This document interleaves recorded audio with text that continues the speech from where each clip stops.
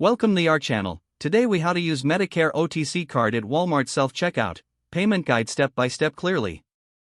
To use your Medicare OTC card at Walmart self-checkout, begin by gathering your OTC card and items for purchase. Once you are ready, head to the self-checkout area at Walmart. Scan your items as you normally would at the self-checkout. When you've finished scanning all your items, proceed to the payment screen. Select the option for card payment. Next, look for the option that states Enter gift card or OTC card. Carefully enter the information on your Medicare OTC card. Make sure to enter the card number accurately to avoid any errors. Once you've entered the card details, press OK or Enter. The system will then process your payment using the funds available on your OTC card. If the balance on your OTC card covers the total amount, the transaction will complete successfully. Should there be any remaining balance after using your OTC card, you can choose an alternate payment method for the remaining amount. After the transaction is complete, be sure to collect your receipt and items. If you encounter any issues during the process, don't hesitate to ask a Walmart associate for assistance. Using your Medicare OTC card is a straightforward way to handle your over-the-counter purchases efficiently.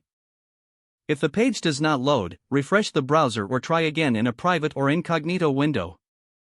Make sure you are using the correct email address, then retype it carefully to avoid small typos. If your password is not accepted, use the reset option and create a new strong password you can remember.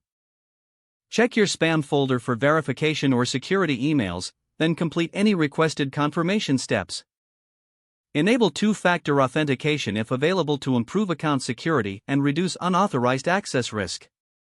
After signing in, review your profile details so your contact information and settings are accurate and current.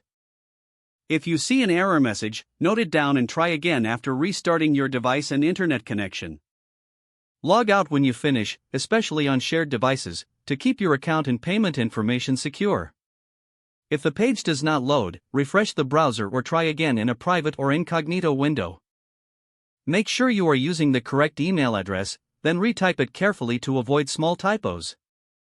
If your password is not accepted, use the reset option and create a new strong password you can remember. Check your spam folder for verification or security emails, then complete any requested confirmation steps. Enable two-factor authentication if available to improve account security and reduce unauthorized access risk. After signing in, review your profile details so your contact information and settings are accurate and current. If you see an error message, note it down and try again after restarting your device and internet connection. Log out when you finish, especially on shared devices, to keep your account and payment information secure. Don't forget to like this video and subscribe to our channel for more step-by-step tech guides.